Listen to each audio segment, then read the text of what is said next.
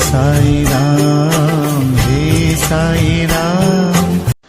ஓம் சாய்ராம் ஜெய் சாய்ராம். சாய்ராம் அருளால் எல்லாரும் நல்லா இருப்பீங்க. என் அன்பு பிள்ளையே, நாளை உனக்கு அற்புதம் நடக்கும். உனக்கு கிடைக்காமல் இருந்த ஒன்று நாளை உனக்கு கிடைக்கப் போகிறது. இதை தான் நீ எதிர்பார்த்திருந்தாய். நீ எதிர்பார்த்த ஒன்று நாளை உனக்கு கிடைக்கப் போகிறது. நம்பிக்கையுடன் இரு, கண்டிப்பாக உன் கைகளில் வந்து சேரும். பிள்ளையே, இப்போது நீ எதையாவது உன் மனதில் யோசித்து கொண்டே இருக்கிறாய். மனக்குழப்பத்தை விட்டுவிடு. பிரச்சனைகளுக்கு தீர்வை பெறவே உன் சாயப்பா நீ என்னை தேடி வந்து நீ சொல்லியிருக்கிறாய். நம்பிக்கையுடன் சில பேர் என்னை சரணடைந்து விடுவார்கள். பிறகு அவர்களுக்கு இருக்கும் பிரச்சனையை புலம்புவதையே இல்லை. ஏன் தெரியுமா? என்னிடம் சொல்லி ஒப்படைத்து விட்டார்கள். என்னை நம்பி என் பொறுப்பில் விட்டு விட்டார்கள். இவர்களுடைய நம்பிக்கையை நான் வீணாக்காமல், எந்த பிரச்சனை, எந்த தடைகள், எந்த கஷ்டமாக இருந்தாலும் அதை சட்டென்று உடனே அவர்களுக்கு தீர்வை தந்து விடுவேன். பிள்ளையே, நம்பிக்கை ஒன்று போதும். என் மீது நம்பிக்கை வைத்து நீ கேட்டால் போதும்.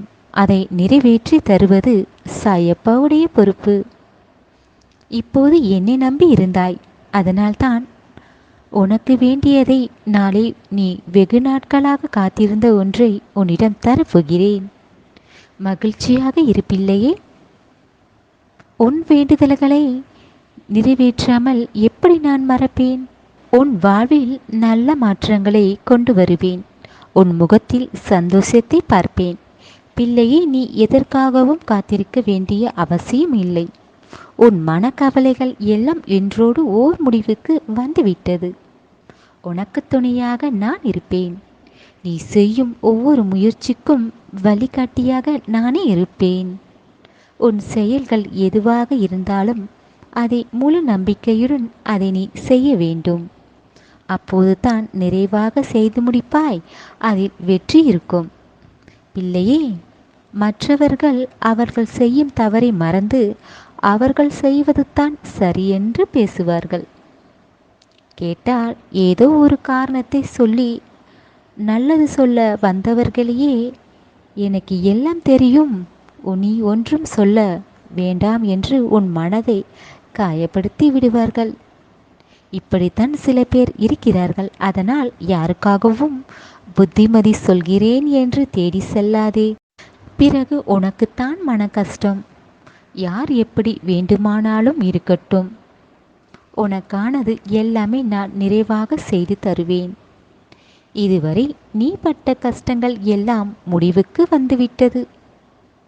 உன் எதிர்காலத்தில் நீ சந்தோஷமாக வாழப்போகிறாய். நீ வெற்றி பெற எவ்வளவு முயற்சிகளை செய்திருக்கிறாய்.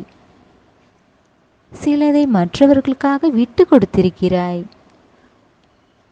உன்னை கஷ்டப்படுத்தியவர்களை, உன் மனதை காயப்படுத்தியவர்களை, இவர்களை எல்லாம் உன் மன தைரியத்தால் கடந்து வந்திருக்கிறாய்.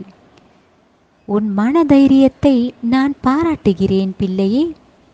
இப்படித்தான் இருக்க வேண்டும் ஒவ்வொரு பிள்ளைகளும். அப்போதுதான் எதையும் சமாளிக்க முடியும்.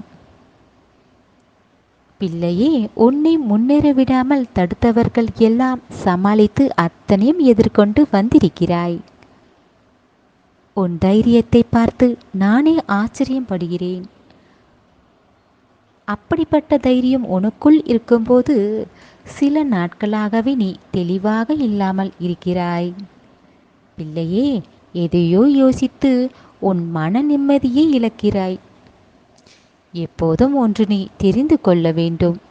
உன் மனதில் தோன்றும் தேவையில்லாத எதிர்மறை எண்ணங்களைத்தான் உன் மன நிம்மதியை கெடுக்கிறது. நீ நிம்மதி இல்லாமல் இருப்பதை கண்டேன். பிள்ளையே, உன் பிரச்சனை எதுவோ அதை ஒவ்வொன்றாக சரி செய்து கொண்டு தான் இருக்கிறேன். ஆனால் நீ மறுபடியும் அதையே நினைத்து கொண்டு கவலைப்பட்டிருக்கிறாய். முதலில் கவலையை விட்டுவிடு. உன்னிடம் வசதிகள் இல்லை என்றாலும் உன் மனம் தூய்மையாகவும் இருப்பதால், நல்ல குணம் இருப்பதால் இதைவிட பெரிய பொக்கிஷம் யாருக்கு இருக்கும்? பிள்ளையே, நான் சொல்வதை சற்று கவனி. உன் கண் முன் நடக்கும் விஷயங்களை கண்டு கொள்ளாதே. உனக்கு எதிராய் உன்னை காயப்படுத்தி பேசினால் அதை கண்டு கொள்ளாதே. அமைதியாக கவனி. கோபமும் வருத்தமும் காட்டிக்கொள்ளாதே. அப்போது தான் உன் கோபம் குறையும், நீ கட்டுப்படுத்த முடியும். உனக்கு ஒரு மனதில் ஒரு நிம்மதி கிடைக்கும். பிறகு எதை செய்யலாம், எதை செய்யக்கூடாது என்று உனக்கு தெரிய வரும். பிரச்சனைகளும் தோன்றாது.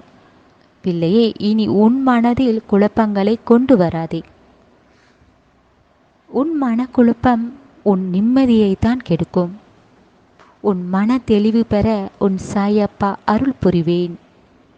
நிச்சயம் உனக்கான நல்ல நேரத்தை நான் உருவாக்கி வைத்து விட்டேன். உனக்கு துணையாக நான் இருக்கிறேன்.